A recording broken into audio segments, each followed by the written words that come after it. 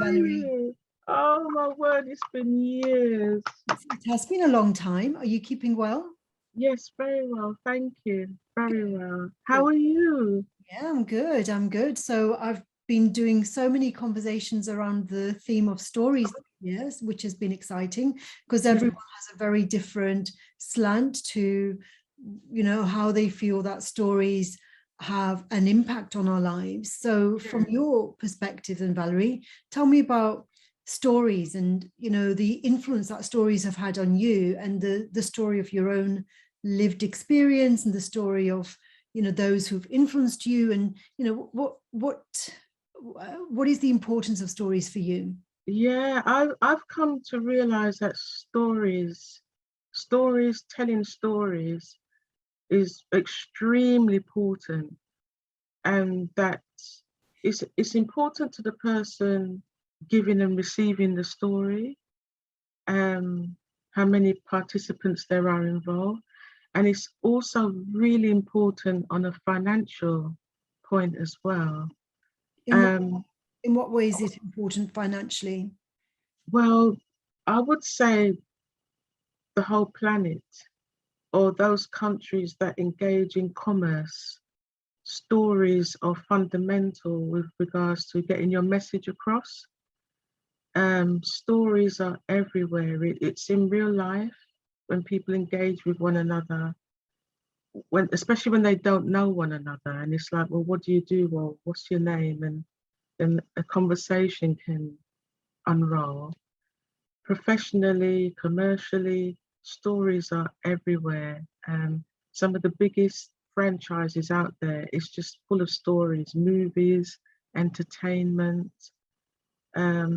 I suppose when people are asking us, what do you do? That question is, what's our story, in a way, isn't it? Yes, it is. It It's our is. story, yeah. And then, depending on what content you have in your story, especially if it's a new person, say, for example, at a networking event, people want to be able to relate to what you're saying. And if there's just a nugget of information, you might be saying a whole page, giving your story.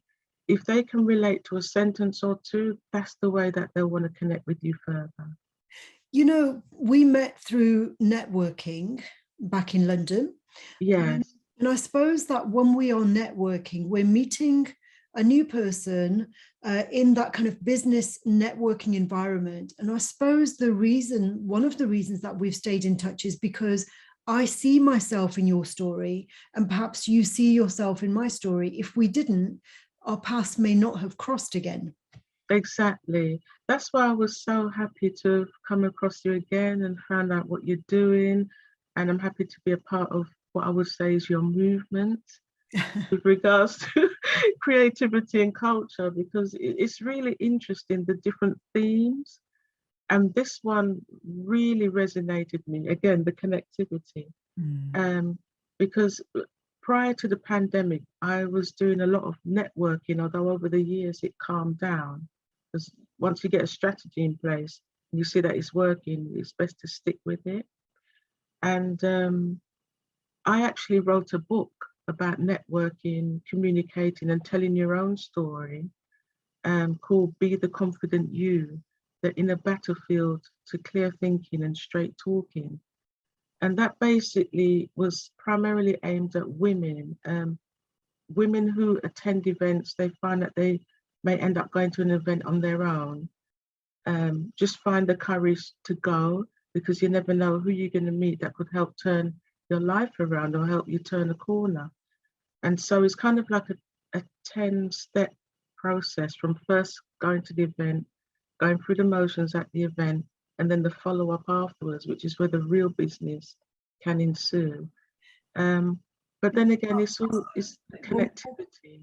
Yeah, sorry. When we find ourselves at those places, I suppose it's about finding a sense belonging. We kind of tend to be attracted towards people similar to ourselves, because with them we feel a sense of belonging, and then we might create our own spaces. I know you came to my events in Ealing, for example. I created that. Yes. I created that space because it gave me a sense of belonging. I lived in Ealing. I lived just across the road from where we used to meet. And so that was like my space. And then you invite people to your space and they become Yes. part of your story. So yeah, carry on. Continue. Yeah, I'm actually remembering it, although it was years ago. I do remember us. There was one part where we stood around in a large circle, depending on how many people were there. That's right. And I And made this ball of string, didn't I? yes, Throw like it was creating this web, that we're all connected with this invisible, even though during that meeting, like we threw that ball of string to each other and saw our connections. The metaphor was that we are all interconnected somehow with this invisible thread. exactly. And within that atmosphere, that actual exercise, we were given the opportunity to tell our story, i.e., communicate who we are, what we do, and listen. And for those that felt a stronger bond, I think from what I remember, we were then able to go away and connect further more on a one-to-one. But yeah, oh my word, this was years ago, just fear, but And then I'm we just put it remembering it together very because clearly. with that networking, so at the end of it, remember we all sat down and had a meal together, because I think when we sit down and eat together, that's the time when storytelling, that's the time, that's the real kind of like networking, I suppose, because we have conversations that we haven't planned in advance, because we just don't know who we're going to be sitting next to and what they're going to Yeah, say. exactly. Similar to this conversation, it's like we know the theme is about stories, but we haven't actually planned what we're going to say because it depends on what comes up. So Yeah, tell me about your story in the sense of, because when we find ourselves reflected in stories, they can move us, they can shape us, they can transform us. But sometimes we can hear so many stories where we do not see ourselves reflected apart from being extras. Like I grew up in England. I grew up where in an education environment where if I was ever present in a story, it was simply as a bystander. I could never see myself as a protagonist in the stories that were used to teach mm. in education. So tell me about you. When you were being educated, did you see yourself reflected in the stories in an empowered way, or did you see yourself reflected in those stories as like extras or bystanders? Um, I think I would say the first in an empowered way. One of the first memories I'm having of being inspired, I remember what our main teacher, because we used to go to different lessons, move around the building. One of the questions that she asked was basically like, "What do you want to do when you grow older?" And then of course I was a schoolgirl, but my mind immediately went to two things. It was either to be a secretary, which was an ambition back then, and more glamorously to be an air hostess, because I love the thought of international travel, of flying, and mainly of meeting people of different cultures and social standing. And back then, there used to be a lot of advertisements of airlines. I remember Where was this, Valerie? Where did you study?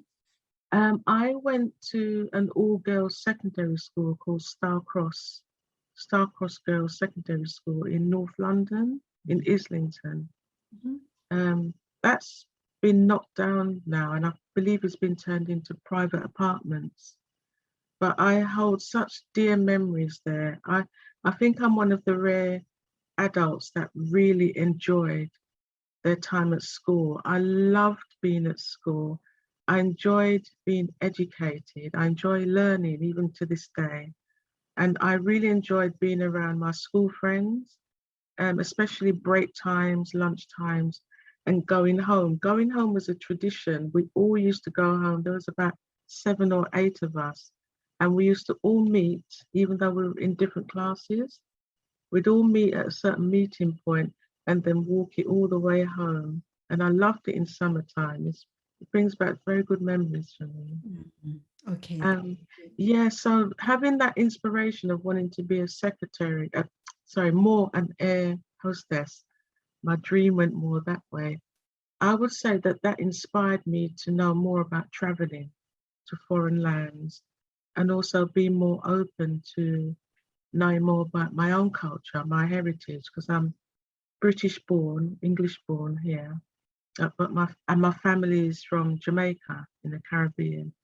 So we got those ties there. Some family here, but most of them back in the Caribbean. So yeah, that's what inspired me, and to meet my family members that I would never have met before. So your heritage from the Caribbean, and longer than that, because the Caribbean, it's like that's kind of like maybe several hundred years of history, but not thousands of years of history. How did you, because I think if we see our history as being like thousands of years ago, it's like this is our lineage, like this is what, these are our stories from going back thousands of years ago. That can be more empowering than stories which are more recent and less established. So how much of your heritage from the Caribbean was reflected in the stories told to you at school? Not that much in comparison, in fact, hardly any. I would say the reflection was more related to the slavery trade with regards to Africans being exported all around the world, basically, where we ancestrally were the money. We were the live money. Um, so and settling in different countries in the Caribbean, mingling with the natives that were already there, the indigenous people, building up our own culture, our own language, knowledge over the hundreds of years. So when I first went there when I was 8, it was quite an eye-opener, getting used to the heat, getting used to seeing people that are the same skin tone as me everywhere, seeing it on the news. That was something that was quite rare, hearing the different accents and understanding it as well, mainly because my parents' accent, yes, they spoke English, but they also had an accent with it, their own Caribbean accent, which you as a child would pick up as well. Like at school, I'm speaking proper plain good English. At home, it's much more relaxed, much more casual, and the Jamaican, the patois comes out.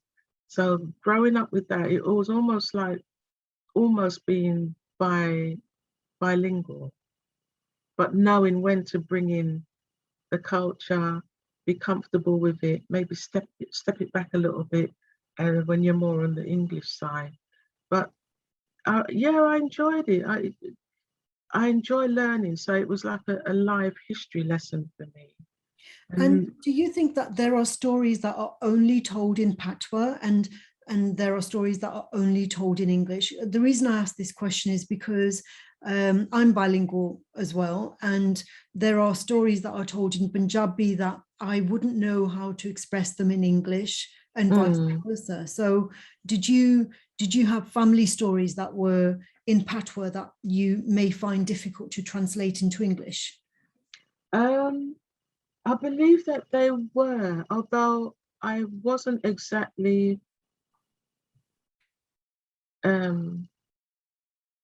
intermingled with it, because from my reckoning, my recollection, it was more to do with the older family members, like my much older uncles and my grandparents would used to speak, much more thicker accents, the dialect. So from what I could understand, I did.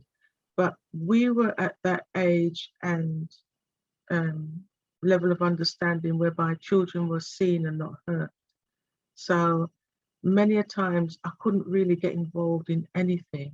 It was more of a question of sitting quietly, playing with my doll or writing, but trying to understand what my parents were saying to their parents or their other siblings. So growing up with it almost like on the peripheral, but not really being too engaged, but having some understanding through having conversations with my parents.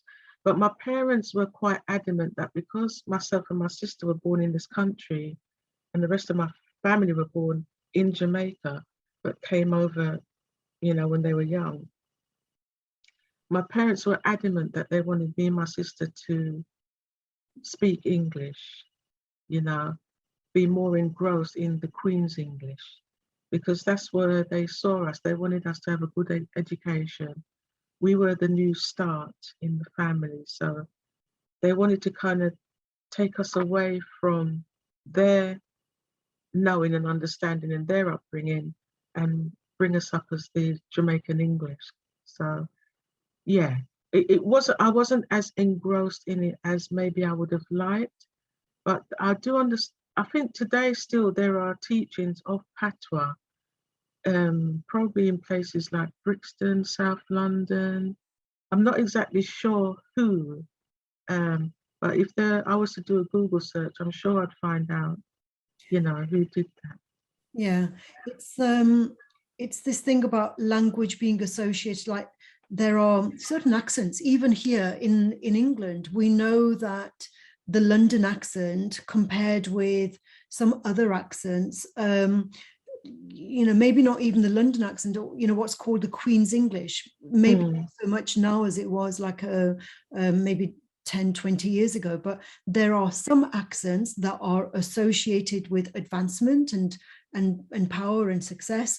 And there are some accents that we still associate with being maybe less educated, with being not so cultured. It's simply an accent, but there are the associations. And with patois, like, what do you think were the values that were demonstrated in the stories that were told through patois compared with the values told through stories that were told, you know, even by your parents in English to you? Do you think that there was a difference in values at all in the stories? I think so. I would say nowadays that the value of the patois storytelling is to keep that part of the history and culture alive.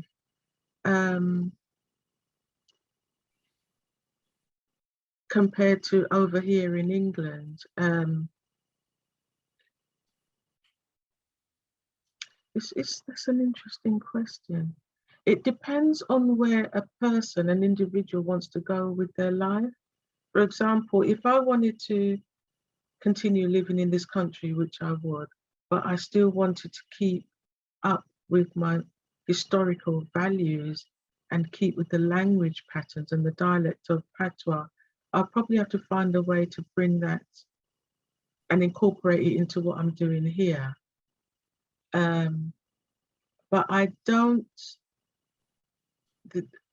I'm not aware of the strength and value of patois being told over here. I know many decades ago, it was very important for Caribbean-based homeowners, home dwellers, people like my parents' age and my older brothers and sisters. It was important for them to send their children to Saturday schools, whereby they were able to be much more immersed in the culture and understandings and historical values of where their parents came from. That was mainly Saturday schools that were set up by specific teachers to keep our culture going, whether we're from the Jamaica, Barbados, Trinidad, St. Vincent, because those kind of teachings weren't done in main schools, in English schools. So our parents didn't want us as their children to be missing out, because if we were schooled in our own homeland, we would have been taught that anyway. But because we've been taught in English schools, we're taught about historical events that happened in England or Scotland or Wales or even France and Europe. But our parents and much older siblings wanted to keep that kind of culture and knowledge going. I'm not even sure if they still do Saturday schools. You know, I'm not aware, but Saturday school? back then. Did you go to a Saturday school? I don't know. I don't remember going to a Saturday school now. Yeah, because I've heard about the Saturday schools. I think that those Saturday schools were set up to fill in this gap, as you say. Yes, yeah. It was to fill the gap, because when children don't see themselves reflected in the education that they're being, it's compulsory education, but it's not relevant to them because they don't see themselves reflected in it, then the Saturday schools were, it can be very demotivating. It can undermine our self-esteem. And the Saturday schools were meant to build confidence, to build the self-esteem, with the enrichment of that rich heritage that is, yes, that it's not there in the, like, in terms of cultural hegemony. In terms of cultural hegemony, it's like the dominant culture. We hear the stories that are part of the dominant culture and the dominant values, but we don't hear those other values which may be just as important. They're kind of like sidelined or marginalized. So yes. in terms of the values then and behavior, because, like with a coaching kind of background, there is this kind of logical link between identity, values, and behavior. And we know that if we change our behavior, we may change our values and therefore identity, and vice versa. It's not like it's always changing your identity to change your values and behavior. It can be, it's a complex relationship between the three. In what way do you think that your identity has been shaped? Has it been shaped through your behaviors? Has your identity been shaped through your values? Or do you think that your values and your behaviors emerge from the identity that you've created for yourself?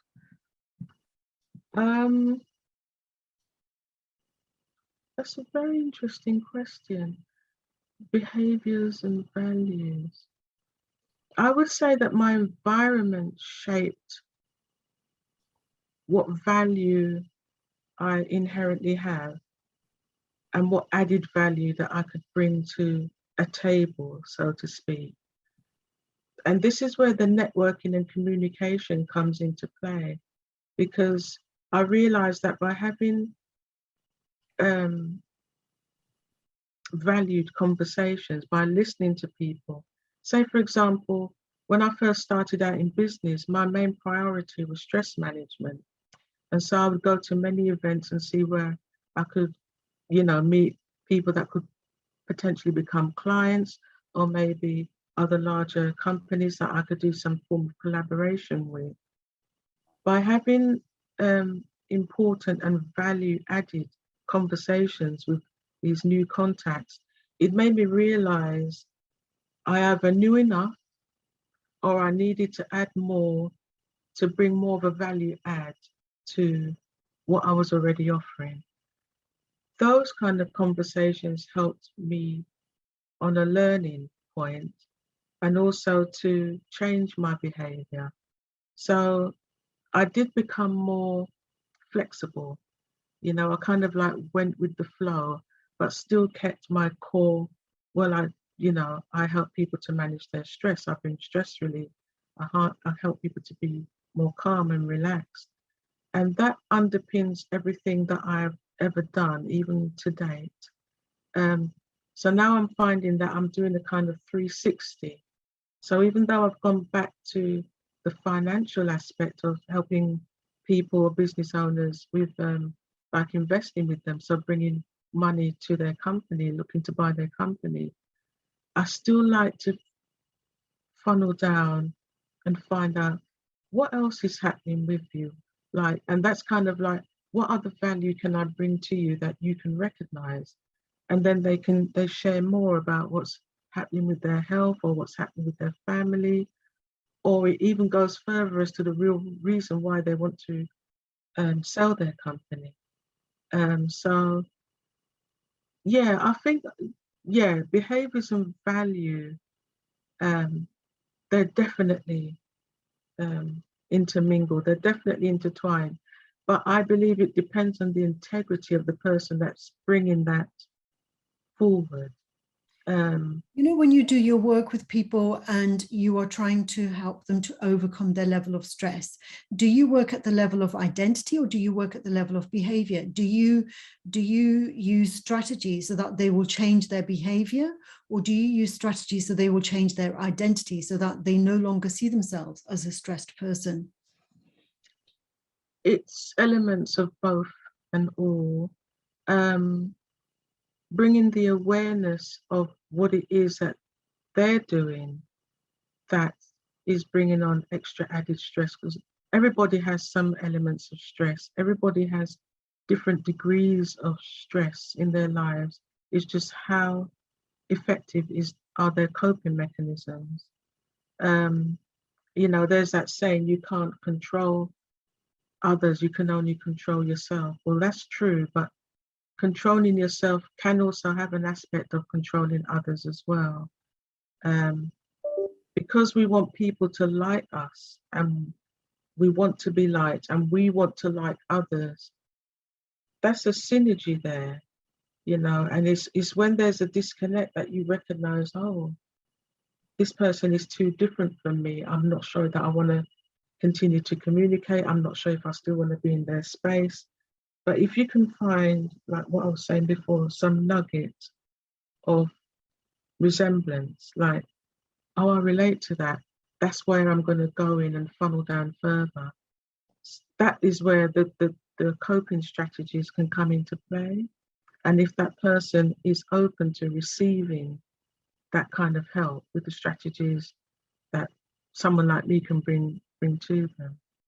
I suppose it depends on the cause of the stress, because if the stress is caused simply by the fact that they're in the wrong place at the wrong time, it's a simple case of like moving to a place where they can thrive and flourish. I mean, for example, if I go to a pub which is very noisy and full of rowdy people, I can experience that as being a place of stress simply because I want peace and quiet, and I'm not going to find peace and quiet in a rowdy pub at 11 o'clock in the evening. So that's a simple case. I'm in the wrong place to meet my needs, basically, and I just need to remove myself from that place.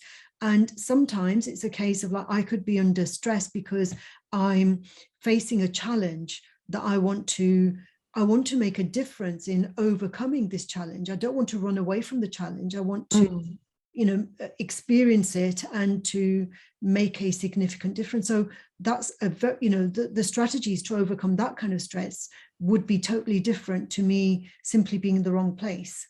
Yes, exactly.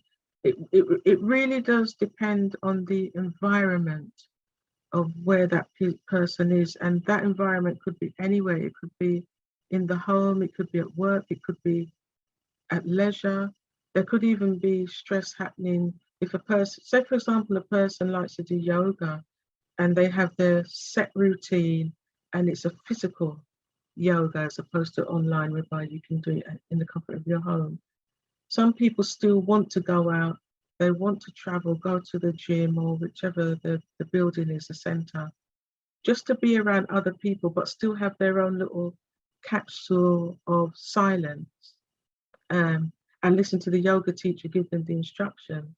But if something was to ever happen, some kind of disruption, or the class has been disrupted for some reason, maybe the teacher can and can't manage it, that will impact on the students because they'll be thinking, wait a minute, my environment is being disrupted.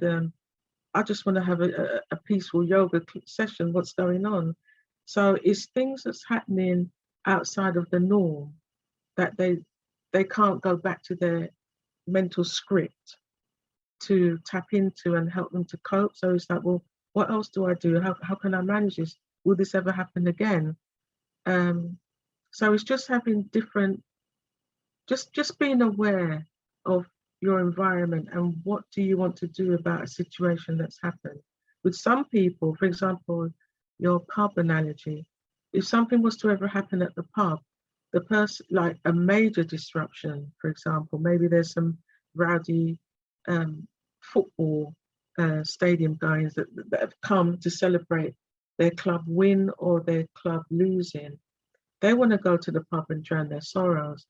Whereas you or I might be there, just like you say, to go there and unwind after a heavy day at work or something. The reasons for being there are totally different, yet you're in the same environment. You've gone there for a drink. So hopefully, like never the twain shall meet. But if it does, you and I wouldn't want to be caught up with a bunch of rowdy footballers, and they would probably want to try and take the mickey out. I was like, oh, what are you doing? How are you doing? The drink, So it's just like trying to keep your distance, but you would be more aware of them because they've come into your environment and disrupted it with their noise and their energy. So what do? Do you stay there, stay small, hope that they don't see you? Or do you quickly finish your drink, say, I enjoyed that, and then take yourself off? Like what decision do you make in that situation? So yeah, because sometimes you can be really overpowered by someone else's story. So that analogy is like, feeling really small, like you say, you want to make yourself invisible and small because someone else's story is overwhelming. Yes, oh yeah. And especially if it's more than one person, if it's like a group and it's, say, for example, mainly men, and they're loud and they're singing and they are, most of them, I say, genuinely there for a good time, although you do get the odd few that just getting the anger out and the aggression is their focal point, so yeah. Sometimes the easiest thing to do in that kind of situation is to find another space where you can, meet your own expectations. It's like to stay there and to try and make them quiet. You can't make them quiet. No, it could turn out very horribly wrong. Yeah. To even, not just to say to confront or just to go and ask them to keep it down. Like, I'm even taking away the woman. If we were a single man there, no friend, just there, that could be a disaster in itself, especially in today's environment. So that I would say the best thing is to either keep to your own space, hope that they don't see you, hope that they keep to their space, or just call it a night, finish your drink and then go. Yeah, I was on a coach in the US once, coming from Los Angeles to Arizona. It was one of those long distance coaches, and there were a group of people on the back seat of the coach who were very noisy, very rowdy, exactly like you'd expect in that pub environment when they are there, and I made the mistake of asking them to quieten down because I wanted to sleep. It was a very long journey, and they threatened to kill me. They had knives and they threatened to really? Oh no. So that's an example when you have to be very aware of the other person's story, and you have to maintain boundaries. And if you try and encroach on someone else's space like that, yeah, feeling that you have the right to ask for peace and quiet, well, we might feel that we have that human right to ask for peace and quiet, but that's not part of their story. Their story is different. And so I suppose that's where if we don't have enough self-awareness to know what's our story and what's the other person's story, and can I kind of step into that other person's story and remain safe? And we know examples where people have not remained safe. We know exactly where people have got killed simply because they asked someone to be quiet, in space. So that's the thing about the mystery, I suppose, about creativity, because creativity is about taking risks. And yet here I've given you an example where it's dangerous to take a risk. It's dangerous. We can't always, we have to know when it's the right time to take a risk. What is a good risk and what is a dangerous risk? What is a good, calculated risk and what isn't? And creativity, it's usually not about it being planned or calculated. It just happens spontaneously. You say something which seems right at that point in time, but in hindsight you think, I wish I hadn't said that, or I wish I hadn't done that.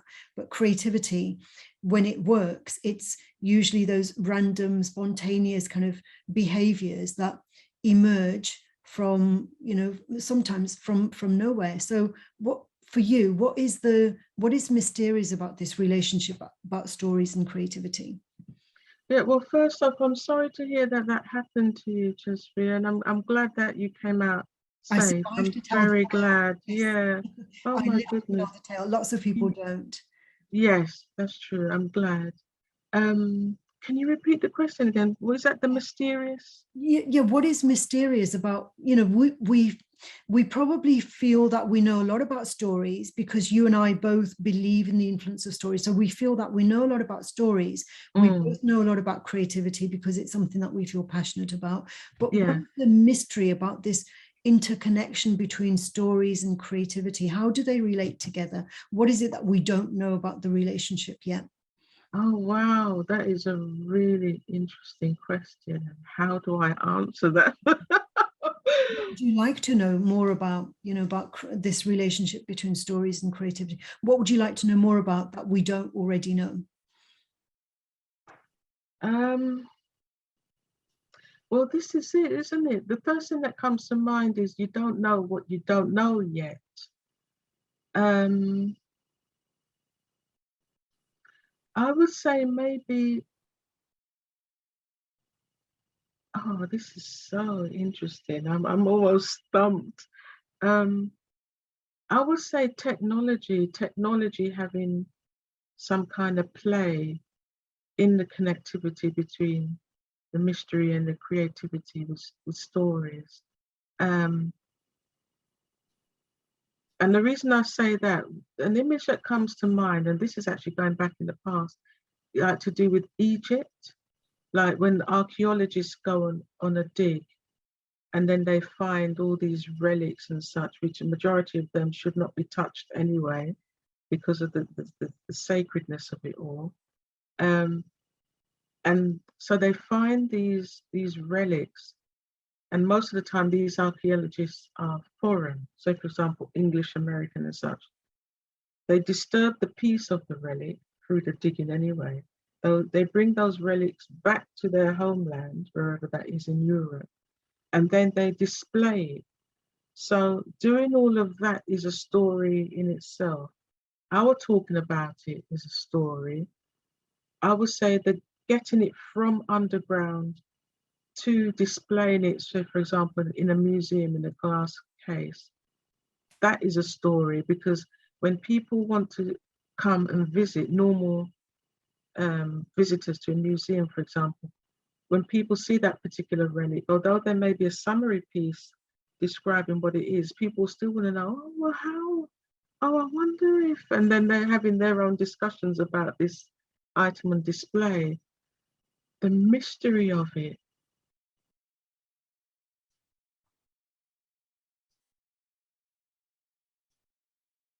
I would say, yeah, technology comes into play. If there was maybe some kind of, and I feel like I'm giving a solution, or if there was some kind of like hologram to show the story of, if this hasn't happened already, maybe some kind of hologram beside that particular display that showed the actual, like the journey to get to the dig, some of the digging, just like steps in the process of how it was found, where it was found, right up to it being displayed. That might be a part of revealing the mystery behind it all. Um, because with visitors going to the museum and seeing these relics displayed, that's a very easy task. But these archaeologists and their assistants and all the other people involved, it's not easy. I can imagine it's not easy.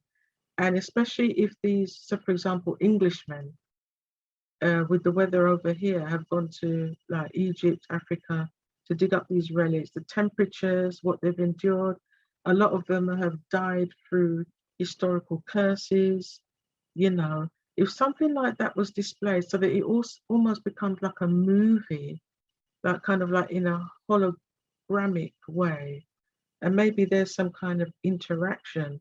I feel like I'm giving away a multi-million pound new project that a scientist could take on board Yeah, so that the visitors no, can interact. yeah, because when we go to a museum, very often the museum, we see the objects, but the story around the object, as you say, the story is not alive. You know, we No, exactly. It's like, very flat. It's very 2D. yeah, that's right. Yeah, there's a little kind of like little card explaining Yeah, where it's exactly. found, what date it was found. It's like, well, what's the story? As you said, Yeah.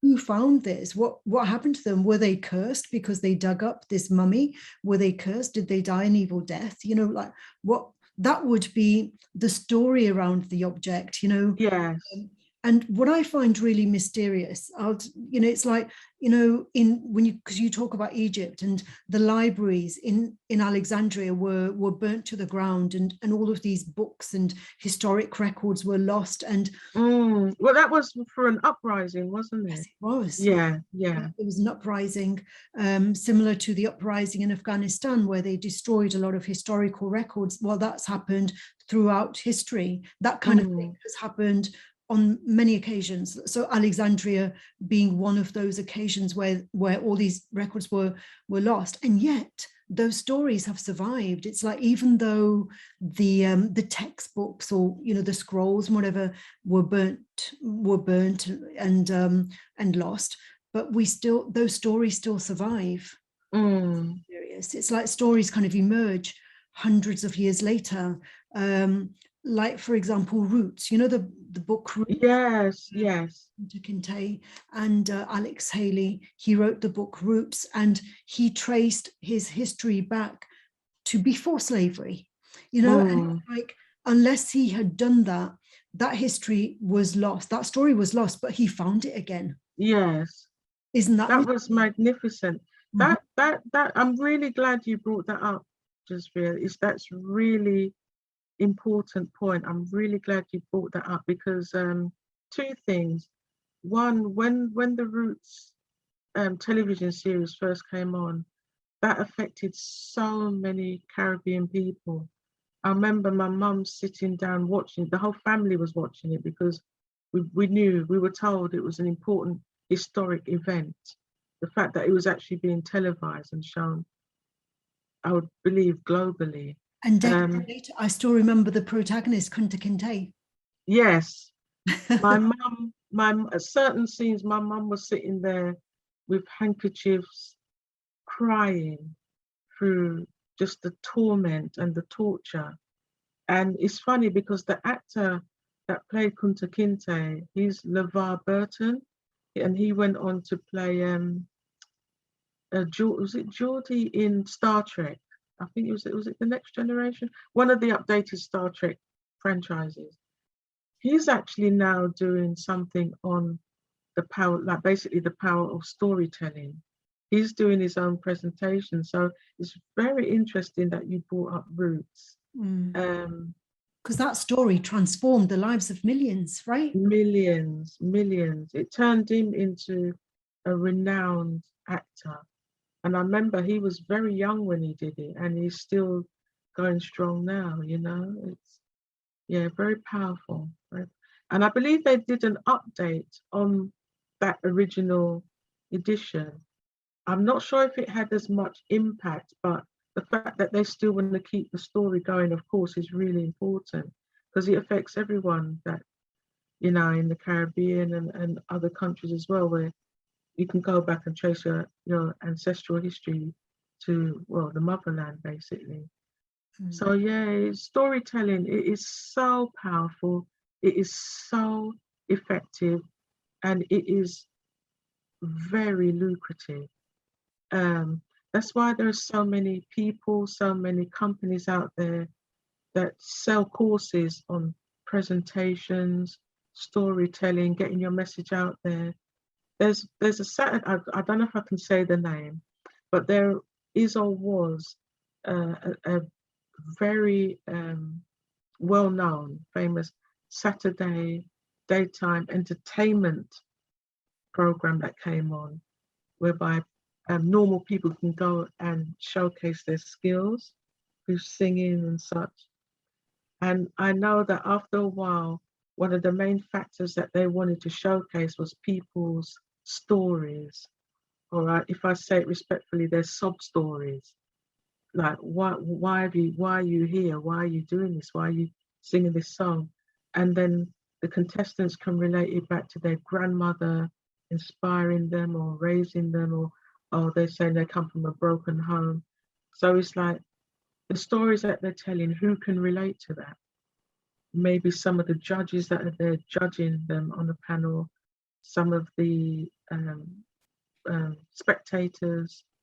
So depending on how good a person is, storytelling is exceptionally powerful and can Because be very lucrative. because if the stories kind of transcend boundaries, because emotions, like if I can even if I'm speaking in Japanese and I tell a story and it's a sad story, you can, even though you might not understand Japanese, but you can still feel the emotion, you can still feel. Yeah, And so I suppose that's the thing about stories, is like emotionally they can, because I know my parents, they didn't speak English very well and at all really, and when they used to watch films like Laurel and Hardy, mm, they used to laugh when you know it was a, even though they didn't understand the joke linguistically, no, they understood the emotion that, yeah, they could see the lead up yeah, to an event and they would happening. laugh, Yeah, it's like well, and sometimes as a child I'd be kind of like wondering why they were laughing when they didn't understand what the joke was, but